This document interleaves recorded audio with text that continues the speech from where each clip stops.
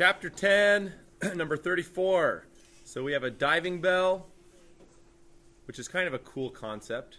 You know, I looked online for some images. They have these old school diving bells. You know, you go up inside them, the diving bell gets lowered in the water, and the idea is if you're inside this diving bell, when the diving bell goes into the water, you know, there's going to be air in there for you to breathe as the diving bell goes underneath the water. So it's a gas law problem. The gas we're focusing on is air that's inside the diving bell. So we have two sets of conditions here. We have condition 1 before the diving bell is dropped into the water, and then we have condition 2, which they tell us is when the diving bell goes 220 meters below the surface of the water. All right, so what's the equation that we're going to need for this problem? It's a gas law problem, so you can figure it out starting with PV equals nRT. That's really the only gas law you have to memorize, and you can figure out all the, you know, P1V1 equals P2V2. You can figure out those equations by identifying what stays constant. So when the diving bell goes from the air down to 220 meters below the surface of the ocean, what remains constant from here to there? There's only one thing remaining constant, which is the number of moles, and the gas constant. R is always constant.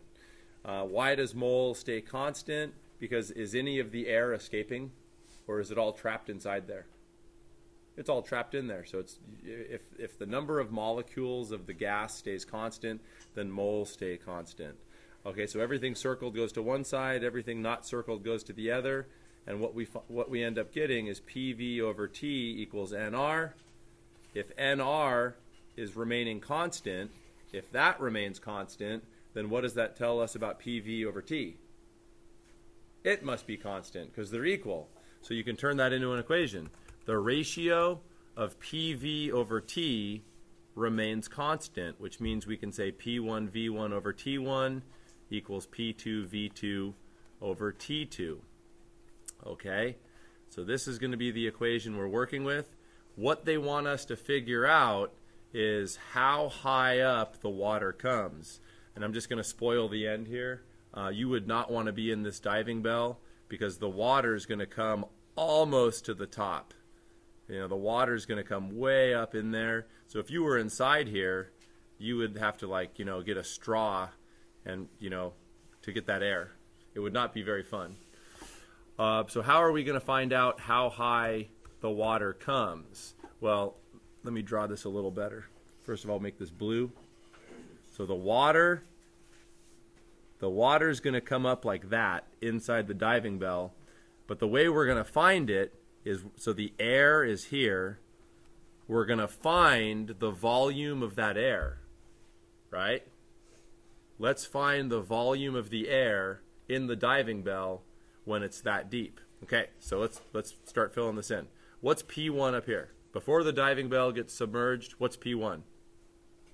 The pressure of the atmosphere, 1 atm. But look, we don't want to use atm. ATM is not metric. The metric unit for pressure is pascals.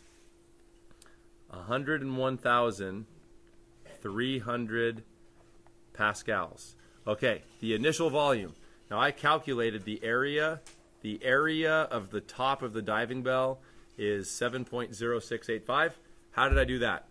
The area of a circle is pi r squared. The diameter is 3, so the radius is 1.5. So just do pi r squared, that's the area. And then the height of the diving bell is 4. So we can get the volume just by multiplying the area by this height, by the height of 4. So this gives us 28.274 cubic meters. That's the starting volume of the air. And the initial temperature is 25 degrees Celsius, which you want to make sure you convert that to Kelvin. That's 298 Kelvin. Okay, so that's our starting condition. Now, P2, there's an equation that you learned back when we studied fluids. If you want to find the pressure, because what happens to pressure as you go deeper and deeper and deeper underneath the surface of a liquid? The pressure gets greater. So if you want to find the pressure down here, 220 meters below the surface of the water, the equation is this. You start by taking the pressure of the atmosphere, right? Why do you start with that? Well, look, what was the pressure up here before we submerged, before we started going under the water? What was the pressure before we started diving? The pressure of the atmosphere. So that's your starting pressure. So you take the pressure of the atmosphere, and then you add dGH, where G is gravity, D is the density of the fluid, H is how deep you are. So you're going to go 101, 300, that's the pressure of the atmosphere. The density of the fluid is 1,025, that's given, kilograms per cubic meter. Gravity is 9.8, and then the depth is 220 meters. So when you punch that all in, we find out that the pressure is 2,311,200 pascals.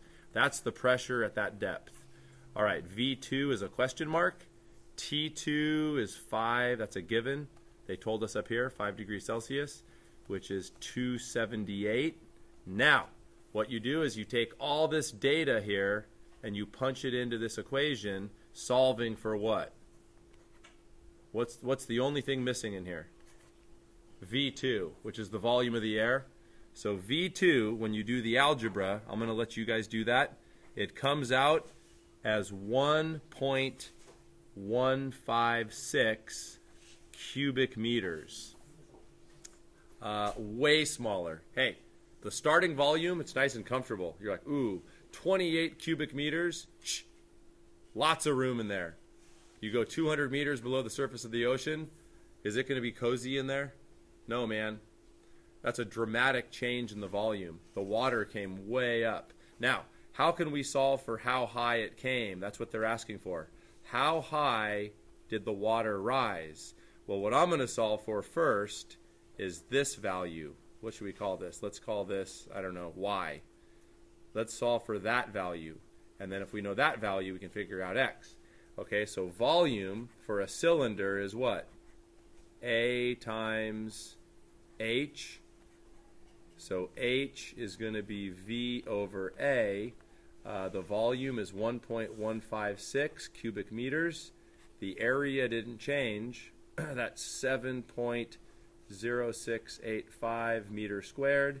So we get H equals to 0.16 meters. So that H, oh sorry, I just called it Y. That's this, right? That's this. That's how much, that's the height of the air. So how do we figure out X? Well, what's the whole height of the cylinder? 4. So the watt, this is going to be 4. I'm out of room. Let's clean this up. Get that out of there.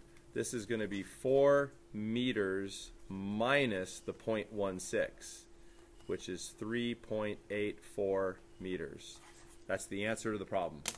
The water rises 3.84 meters.